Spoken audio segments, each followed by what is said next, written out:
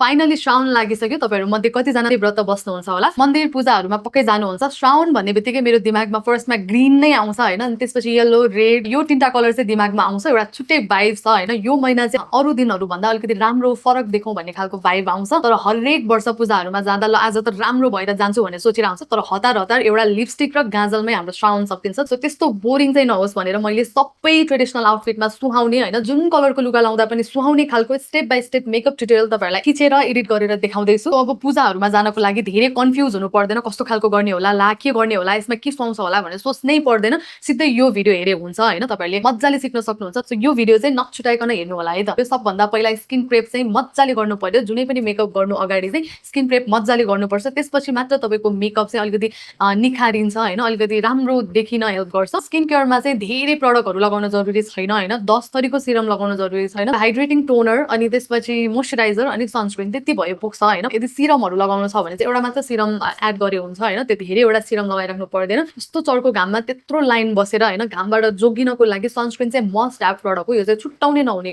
Step हो है। Face एकदम लाइट राख्छौं हामी, धेरै हेभी फाउन्डेसन लगाउँदैनौं। त्यही भएर यो लोरियलको infallible 32 hour fresh wear foundation use गर्छौं in the shade warm door. Number चाहिँ 200 छ।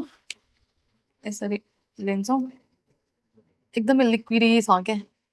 पहिला यसरी मज्जाले मिक्स गरेर मेल्ट गर्छौं है यसलाई। यसको चाहिँ कन्सिस्टेन्सी एकदमै पातलो छ, लाइट वेट छ, तर कभरेज चाहिँ मज्जाले दिन्छ के। यसको बिल्डेबल कभरेज छ, ट्रान्सफर प्रुफ छ हैन, अनि म्याट फिनिशको छ। ओइली कम्बिनेसन स्किनको लागि चाहिँ एकदम राम्रो हुन्छ। यो फाउन्डेसन चाहिँ मलाई स्किन टिन्ट लगाए जस्तो फिल हुन्छ हैन, भनेको जस्तै फ्रेश लुक दिन्छ। यो चाहिँ हल्का म्याट फिनिशमा छ, सो जसरी लगाए त्यसरी नै सेट हुन्छ। त्यस्तो धेरै मुभ हुने त्यस्तो हुँदैन, मजाले दिनभरि टिक्छ। यदि हाइड्रेटिङ फाउन्डेसन भएको भए चाहिँ दिनभरि नटिक्न सक्छ हैन, एज कम्पेयर टु म्याट। तो मेरो चाहिँ ओइली कम्बिनेसन स्किन भएको भएर this is the perfect one हैन। त्यसपछि यो मिलानीको concealer in the shade medium beige 135 number. यो कन्सिलर चाहिँ मैले मेरो ब्युटी कन्टेन्टको जर्नी सुरु गरेपछि नै हैन अलिकति राम्रो कन्सिलर किनेको भनेको नि यही मिलानीको थियो। यो कन्सिलर चाहिँ मलाई पहिलेदेखि एकदम राम्रो लाग्छ हैन। मेन चाहिँ यो कन्सिलर चाहिँ मलाई कभरेजको लागि राम्रो लाग्छ के, एकदम मज्जाले कभर गर्छ के। यो कन्सिलरलाई चाहिँ अलिकति चाँडो ब्लेन्ड गर्नुपर्छ, नत्र छिटै ड्राई आउट हुन्छ अनि ब्लेन्ड गर्न अलिकति गाह्रो हुन्छ कि। यो कन्सिलर लगाउँदाखेरि चाहिँ अन्डर आईमा पाउडरै लगाउनु पर्दैन क्या। अलिकति ड्राई भएपछि हैन यो कन्सिलर चाहिँ आफै नै त्यो सेट भएको जस्तो हुने क्या। यो कन्सिलर लाउँदाखेरि चाहिँ म कहिले पाउडर लाउँदिनँ क्या। अन्डर आईमा पनि त्यो ओइली चिल्लो भएर बस्दैन हैन, आफै अलिकति ड्राई आउट हुन्छ। अनि यसलाई चाहिँ पाउडरै लगाउनु पर्दैन क्या मेरो आँखामा चाहिँ। माथि आइलिडमा चाहिँ म थोरै सेट गर्छु, नाकमा अनि चिन एरियामा कर्नरमा चाहिँ हल्का सेट गर्छु, किनभने यो एरिया चाहिँ अलिकति ओइली छ कि। अहिले भर्खर यो लभ फेस ब्युटीको कन्टुर युज गरेको, ठ्याक्कै खिच्नै बिर्सेछु कि। यसको राम्रो पार्ट भनेको यही नै हो क्या, मज्जाले ब्लेन्ड पनि हुन्छ हैन, अनि त्यो कलर चाँडै फेड भएर पनि जाँदैन क्या। अनि नोज कन्ट्रोल गर्नको लागि चाहिँ मैले अघि नै यहाँ पाउडरले सेट गरिसकेँ हैन, त्यही भएर पाउडर ब्रन्जर लिँदैछु।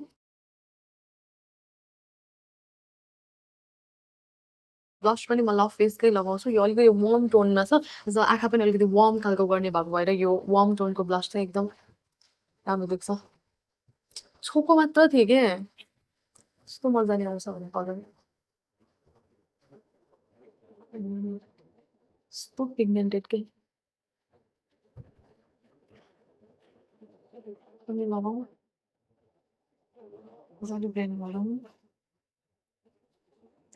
Just type type type type type type भन्दै भन्दै भन्दै भन्दै भन्यो भने सो हातै दुख्छ नि।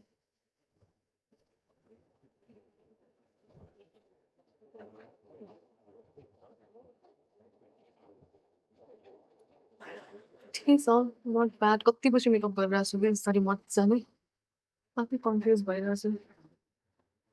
त्यसरी छैन अब।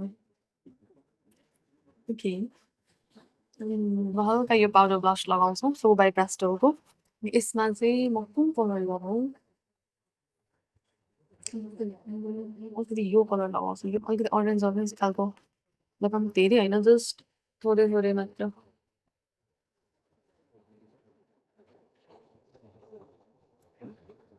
जस्ट सेट मात्र गर्ने हिसाबले। आइलिडको लागि पनि म यही कन्टुर स्टिक युज गर्छु। यसलाई चाहिँ आइलिडमा मजाले लगाउने।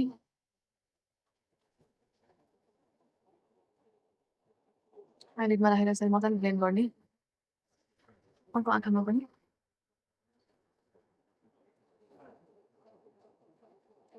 अलिकति गोल्डन गोल्डन खालको गर्न लागेको भएर यो प्यालेटबाट म यो अलिकति वार्म कलर लिन्छु।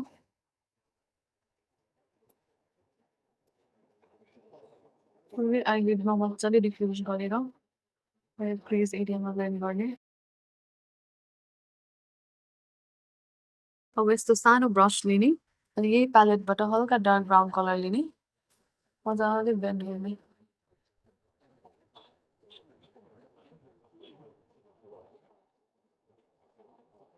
अब योभन्दा पनि हल्का डार्क ब्राउन। अब यो प्यालेटबाट होइन यो वाला डार्क ब्राउन लिन्छु। लोयर ल्यास लाइनमा पनि यही कलर हल्का थोरै ब्लेन्ड गर्ने। अब यति भइसकेपछि चाहिँ हल्का गोल्डन शिमर, हल्का यो वाला हुन्छ नि हल्का त्यही यो टाइपको गोल्डन शिमर लिने अनि यसलाई चाहिँ यसरी सेन्टरमा प्लेस गरेर मजाले फिजाइदिने। यदि आँखालाई अलिकति ठुलो ओपन अप देखाउने हो भने चाहिँ आफ्नो क्रिज लाइनभन्दा अलिकति माथिसम्म ग्लिटर हुन्छ नि हल्का सेप मिलाएर ब्लेन्ड गर्दा चाहिँ एकदम राम्रो देखिन्छ।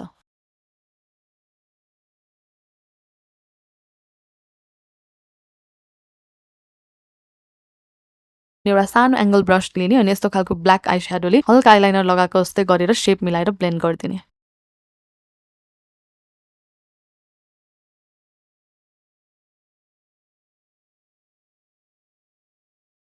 अब यति भइसकेपछि आइलाइनर लगाइराख्नु त पर्दैन, तर तपाईँहरूलाई मनपर्छ भने चाहिँ लगाउनुहोस् होइन। अब म चाहिँ यतिकै छोड्छु यसलाई। अब थोरै मस्कारा लाउँछु यो मेबलिनको। यो मस्काराको भित्र चाहिँ त्यस्तो धेरै प्रडक्ट छ जस्तो चाहिँ लाग्दैन होइन, तर मलाई चाहिँ एकदम मनपर्ने मस्कारा हो क्या यो चाहिँ। अनि यो मस्कारा चाहिँ मैले 2टा सकाइसकेँ। यो चाहिँ मेरो 3rd पर्चेज हो। भोल्युमको लागि चाहिँ होइन क्या, यसले चाहिँ मजाको भोल्युम चाहिँ दिँदैन क्या, ठिक्कको दिन्छ होइन, जस्ट एउटा बेस जस्तो टाइपको भोल्युम दिन्छ क्या। अनि मलाई यो मस्काराको मनपर्ने कुरा चाहिँ बिहान लगाएँ भने बेलुकासम्म त्यो आँखाहरू कालो हुने, तल तल बग्ने लाग्ने त्यस्तो केही पनि हुँदैन क्या। तर अरू मस्काराको कम्पेयरमा चाहिँ अहिलेसम्म युज गरेकोमा चाहिँ नि यसमा चाहिँ त्यस्तो इस्यु भएको छैन। रेकर्ड गर्न बिर्सेँ कि अब रुडको न्युड कलरको काजल लगाउँछु लोयर ल्यासमा वाटर लाइनमा। अनि हल्का यो स्याम्पेन कलरले चाहिँ इनर कर्नर हाइलाइट गर्छु। अब स्किनमा हल्का ग्लो दिनको लागि चाहिँ यो लभ फेसको हाइलाइटर युज गर्दैछु। एकदम राम्रो छ क्या यो हाइलाइटर। प्रायले लभ फेसको हाइलाइटर भन्दा पेस्टल ब्युटीको डिभी बाम एकदम राम्रो छ भनेर भन्नुहुन्छ होइन, त्यस्तो सुनेको थिएँ मैले। लभ फेसको हाइलाइटर चाहिँ ग्ल्याम लुकहरू गर्दाखेरि एकदम राम्रो देखिन्छ होइन, पार्टी इभेन्टहरूमा चाहिँ एकदम राम्ररी पपअप हुन्छ कि। थोरै लगायो भने चाहिँ एभ्री डे पनि युज गर्न मिल्छ, जस्ट थोरै मात्र लिएर ब्लेन्ड गर्ने होइन, एभ्री डे बेसिसमा ग्लो आएको जस्तो हुन्छ क्या।